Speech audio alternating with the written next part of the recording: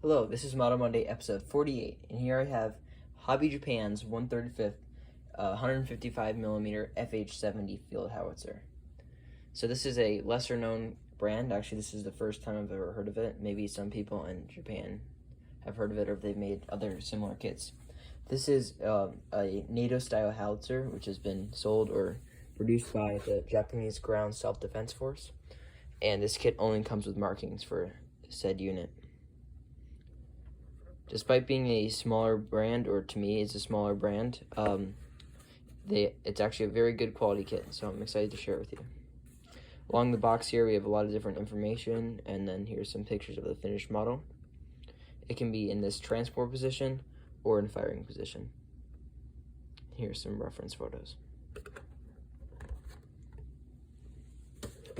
Alright, you get multiple different sprues, and they're molded in this dark gray-green plastic. And again, surprisingly, it's excellent quality. Here you can see a lot of the different components. There's tons of tiny pieces, actually, for even such a small model. It comes with 5 different shells and then 5 different propellant casings and decals for each one. Also a spotting tripod.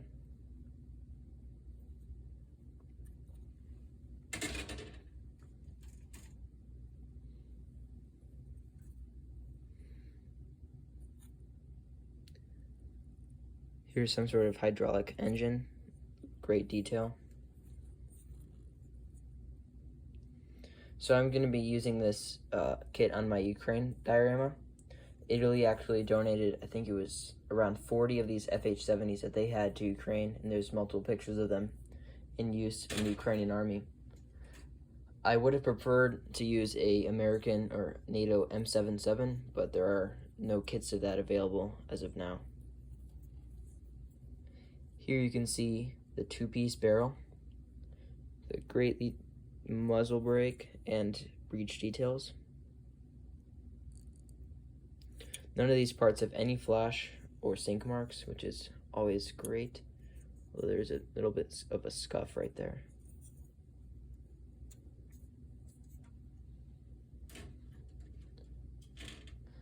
In total, there are 5 sprues with 1 additional clear sprue for some of the reflectors. So not a bad size kit, even for such a small model. You can see the support arms. Decent detail on those. None of the parts are warped though, which is always a good sign.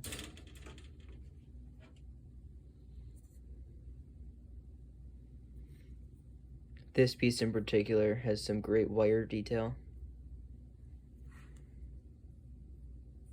Here are the wheel hubcaps.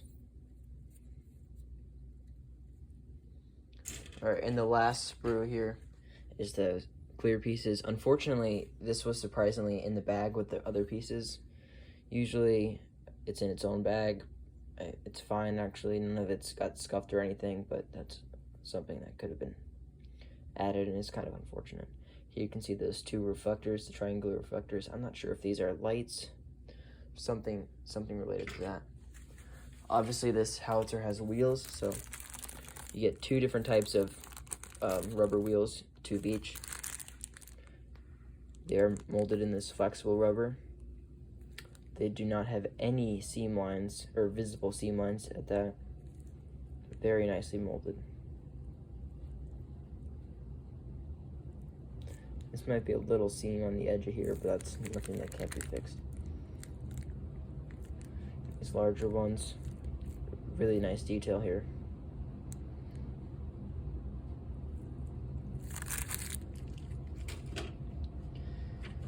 And as for the instructions, this is probably the main downside of this kit. There are some English translations, but it's mostly in Japanese. Here you get a map of all the different sprues. And then on this first page, you get a glimpse on what the rest of it's going to be like. It's very cluttered, and especially with a shortage of English translations, some of it can be quite complicated, especially with a lot of repetition of parts and options. It's also difficult to tell if you want to build it open in firing position or closed being towed. Although I do that option is displayed towards the end. A lot of this is cluttered and it could be split into multiple more steps, but it's combined instead, so that's kind of annoying. But if you take it one step at a time, I'm sure you'll be fine. It's pretty self-explanatory though, so I guess that's good. An explanation of what you're making could also be helpful in case somehow else you get thrown off, especially around here. Some of this is quite complicated.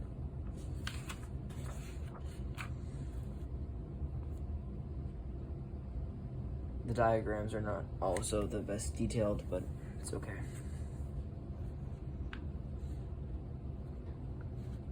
Especially for a kit of this price, which is around 60 to 70 US dollars, sometimes even more, especially because if it's rarity. It's only available on some websites, and I think it's rather new kit. I'm not entirely sure, but this is definitely something you'd expect to be better. I guess it is a smaller brand though, so it's okay. Yeah, this is very cluttered, which is rather unfortunate. And on this last page, you get a pretty good diagram on how to change the firing positions. So that's pretty helpful. And then your other accessories, this tripod for, I guess, target acquisition, and then you get the powder casings in the shell, and some sort of, maybe this is a cleaning rod or something, I'm not entirely sure. And you also, of course, get a bunch of decals in this kit. It's mostly Japanese markings and stencils, especially for the shells here.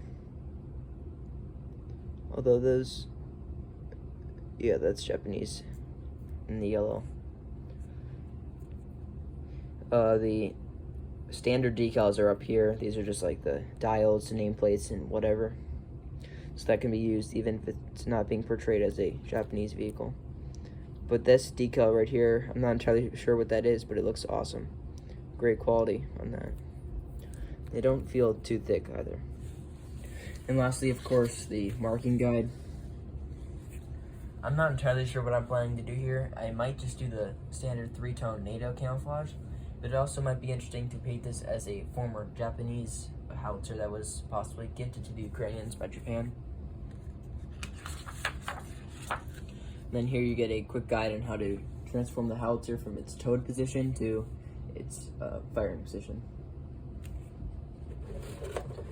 Alright, that is pretty much it for this kit. I should have it finished in the next few weeks. It should be a quick build, but it looks like a very nice kit. So thanks for watching. Bye.